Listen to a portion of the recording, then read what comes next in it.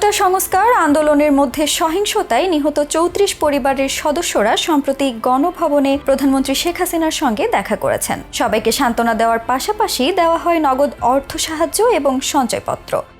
সম্প্রতি জানা গিয়েছে, সংঘর্ষে নিহত চট্টগ্রামের তানভীর আহমেদের গরিব পরিবার আমন্ত্রণ পেলেও যাননি গণভবনে। তানভীরের বাবা বলেন, ছেলের মৃত্যুর পর টাকা নিতে পারবো না, এই টাকা গলা দিয়ে নামবে না। কক্সবাজারের মহেশখালী উপজেলার কালামছড়া ইউনিয়নের বাসিন্দা বাদশা মিয়া পান বিক্রি করেই যার দিন চলে। অভাব অনটনে ছেলে তানভীরকেও পড়াশোনা বাদ দিয়ে ব্যবসা করতে বলেছিলেন বাদশা, তবে ছেলে চেয়েছিলেন শিক্ষিত হয়ে পড়াশোনা করতে। গত 18 জুলাই সব স্বপ্নই কেড়ে নিয়েছে একটা বুলেট। দ্য বিজনেস স্ট্যান্ডার্ড পত্রিকাকে দেয়া এক সাক্ষাৎকারে নিহত তানভীরের বাবা বাদশা মিয়া বলেন, চট্টগ্রাম নগরীর বাহাদ্দারহাটে কোটা সংস্কার আন্দোলনকারীদের সঙ্গে পুলিশ ও ছাত্রলীগ যুবলীগের সংঘর্ষে নিহত হয় তানভীর আহমেদ। তার ছেলের মাথা ও পিঠে ছিল গুলির চিহ্ন। বাদশা বলেন, আমি গরিব মানুষ, সব সন্তানকে পড়ালেখা করানো সম্ভব নয়, এজন্য তানভীরকে বলেছিলাম পড়াশোনা বাদ দিয়ে ব্যবসা শুরু করতে, কিন্তু ছেলে বলল একটু পড়াশোনা করে দেখি। তাই স্থানীয় ক্ষুদ্র ঋণ প্রদানকারী সংস্থা থেকে 50,000 টাকা ঋণ করে ছেলেকে চট্টগ্রামের সরকারি আশেকানে আউলিয়া ডিগ্রি কলেজে শহরে ভর্তি করান বাদশা মিয়া। তিনি জানান, মৃত্যুর 3 দিন আগেও ছেলেকে খরচের জন্য 2,000 টাকা পাঠিয়েছেন। কোটা সংস্কার আন্দোলনে নিহতদের পরিবারের সঙ্গে সাক্ষাৎ করেছেন প্রধানমন্ত্রী শেখ হাসিনা। বাদশা মিয়াও সেই আমন্ত্রণ পেয়েছিলেন, তবে ছেলের মৃত্যুর পর বাদশা কোনো সহযোগিতা গ্রহণ করতে চাননি বলে সাক্ষাতে যাননি। তিনি বলেন,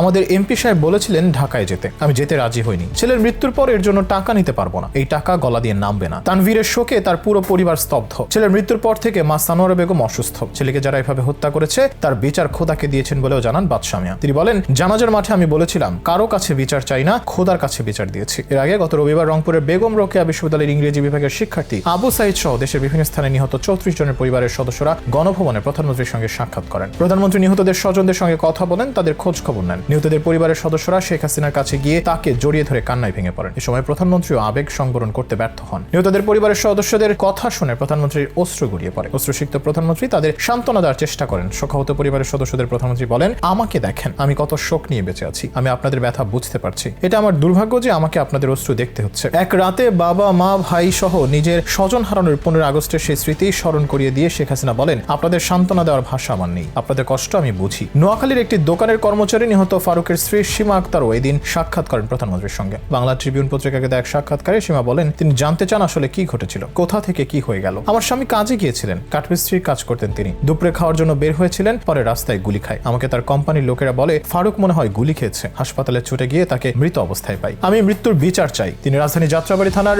মুরাদপুরের কাছে মারা গিয়েছেন। প্রধানমন্ত্রী আমাদের ডেকে নিয়ে সান্ত্বনা দিয়েছেন, তিনিও স্বজন হারা, আমাদের ব্যথা তিনি বোঝেন। আমরা এই শোকের সময়ে তাকে কাছে পেয়ে কিছুটা আশ্বস্ত হয়েছি। MES কলেজের প্রথম বর্ষের ছাত্র ফয়সাল ইসলাম শান্তর বাবা জাকির হোসেন এসেছিলেন গণভবনে। তিনি বাংলা ট্রিবিউনকে বলেন, সাংবাদিকরা চাইলে অনেক কিছু উদ্ঘাটন করতে পারে, কারা করলো সেটা আমরা জানতে চাই, বিচার চাই। প্রধানমন্ত্রী বলেছেন, বিচার করবেন। আমার ছেলেটা 4টা টিউশনি করে সংসারে হাল ধরেছিল। প্রধানমন্ত্রী এই মন খারাপের ভেতর আমাদের ডেকে নিয়ে কথা বলেছেন, সহায়তা দিয়েছেন, সেটার জন্য কৃতজ্ঞতা। আমরা বলেছি দুষ্কৃতদের কোনো দল হয় না, আন্দোলনে গুলি করলো কেন, যারা করেছে তাদের বিচার করতে হবে। এই টাকা পয়সা কে খাবে, ছেলেই তো নেই। রংপুরের বেগম রোকেয়া বিশ্ববিদ্যালয়ের ইংরেজি বিভাগের শিক্ষার্থী নিহত আবু সাইদের ভাই রমজান বলেন, আমরা বিচার চাই, কে মেরেছে তার ভিডিও ফুটেজ আছে, আমরা দেখেছি। প্রধানমন্ত্রী আমাদের কাছে জিজ্ঞেস করেছেন আমরা কি চাই, আমরা জানিয়েছি আমরা বিচার চাই। প্রধানমন্ত্রী বলেছেন, স্বজন হারানোর বেদনা তিনি বোঝেন, এর বেশি কথা বলার সুযোগ হয়নি। এর আগে আবু সাইদের মা বলেন যে পুলিশ আমার ছেলেকে গুলি করে মেরেছে, আমি তার বিচার চাই। বিচার যেন এমন হয় যা দেখে আর কোনো মায়ের বুক খালি করার সাহস কেউ না পায়। প্রধানমন্ত্রী আমাদের আশ্বস্ত করেছেন ন্যায় বিচার নিশ্চিত করবেন। আমার দাবি, আমার ছেলের নামে সরকার যেন একটা মসজিদ তৈরি করে দেয়।